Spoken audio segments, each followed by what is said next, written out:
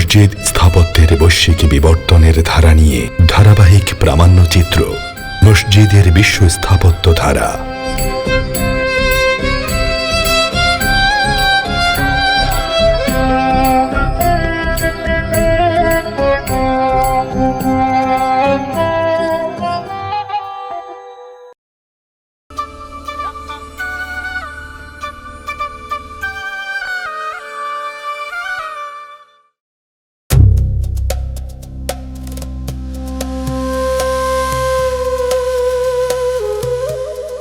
ষোড়শ শতাব্দীতে ইস্তাম্বুলে সুলতানি সাম্রাজ্য থেকে আরব সহ প্রায় সমস্ত ইসলামী বিশ্ব শাসিত হচ্ছে।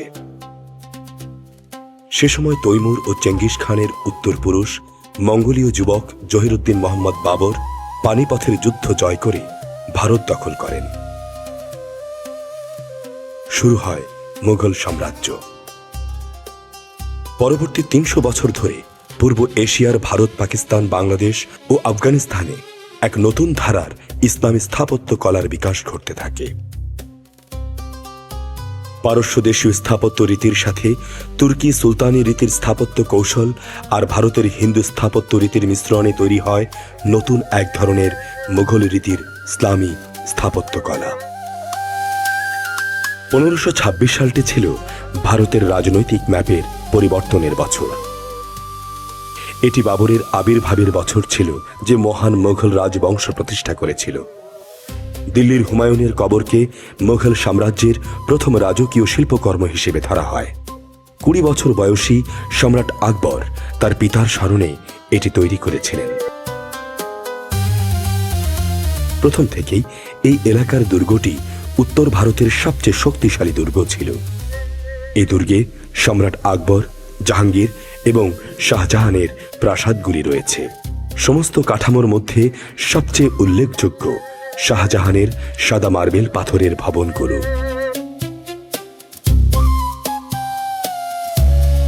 1571 সালে সম্রাট আকবর একটি নতুন রাজধানী শহর নির্মাণ করার সিদ্ধান্ত নিয়েছিলেন।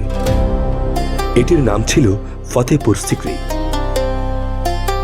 বিশ্বের সবচেয়ে বিখ্যাত সমাধি, যা একটি নিরবধি প্রেমের গল্পের সাক্ষী, তাজমহল 1648 খ্রিস্টাব্দে মুঘল সম্রাট শাহজাহান তার প্রিয়তমা স্ত্রী আরজুমান বনু বেগম এর স্মরণে তৈরি করেছিলেন, যিনি বিশ্বে মমতাজ মহল নামে পরিচিত। মুঘল সম্রাট শাহজাহান দিল্লিতে একটি নতুন রাজধানী স্থাপন করেন।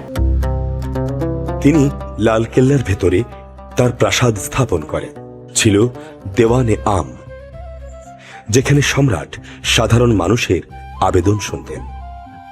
দেওয়ানে খাস হল ব্যক্তিগত শ্রোতাদের জন্য। এই স্থাপনাগুলি লালকেল্লাকে গৌরবান্বিত করেছে। ভারতে ইসলামী স্থাপত্যের একটি বিশাল ঐতিহ্য আছে।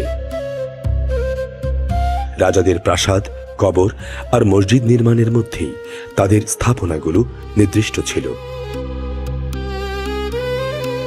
এসব দালান কোটায় ইসলামী শিল্পকলার প্রত্যক্ষ প্রভাব ছিল। এই মুঘল সম্রাটরা শিল্পকলার পূজারী ছিলেন। মুঘল মিনিয়েচার পেইন্টিং বিশ্ব শিল্পকলার একটি উল্লেখযোগ্য শাখা। দ্বিতীয় মুঘল সম্রাট হুমায়ুনের আমলেই তার সূচনা। ইরান, আরব এবং মধ্য এশিয়ার অনুপ্রেরণার সাথে স্থানীয় প্রতিভার সমন্বয় ঘটিয়ে মুঘল ঘরানার স্থাপত্য ও শিল্পকলা গড়ে ওঠে। এই মসজিদ, সমাধি, মাদ্রাসা, প্রাসাদ এবং দুর্গ ইসলামী স্থাপত্য ও ঐতিহ্যের একটি সুন্দর এবং অনন্য নিদর্শন। এসবের অন্দর ও বহির্সজ্জায় যে বিশেষ পদ্ধতির অলঙ্করণ দেখা যায়, তার মধ্যেই মুসলিম শিল্পকলার রূপ দেখা যায়। মুঘল স্থাপত্য রীতির অনুপম নিদর্শন হিসেবে ভারতের রাজধানী দিল্লিতেই অবস্থান করছে ভারতের সবচেয়ে বড় মসজিদ।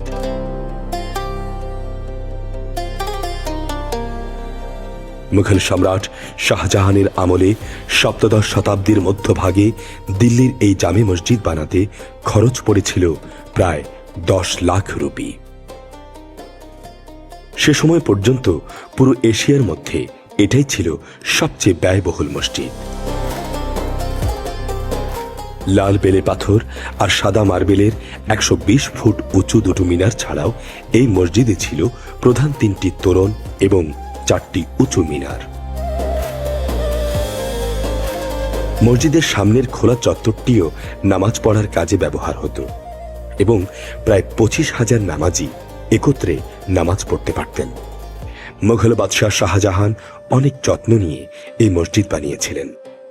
প্রায় 5,000 শ্রমিক 12 বছর ধরে কাজ করে এর নির্মাণ কাজ শেষ করে। একসময় এই মসজিদ ছিল মসজিদে জাহান নুমা। লালকেল্লার কাছেই এই মসজিদ। কেবলা মুখ ছাড়া মসজিদের অপর 3 দিকেই 3টি গেট। অনেকগুলো সিঁড়ি মারিয়ে তার উপরে উঠতে হয়।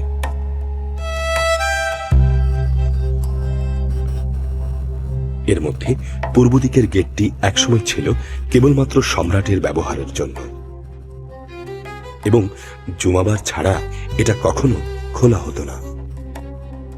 সম্রাট শাহজাহানের তাজমহল শুধুমাত্র সাদা মার্বেল পাথরে বানানো।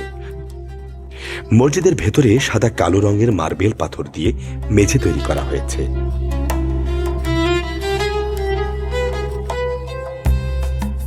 দিল্লির জামে মসজিদের অনুকরণে লাহোরে বাদশাহী মসজিদ বানিয়েছিলেন শাহজাহান পুত্র আওরঙ্গজেব।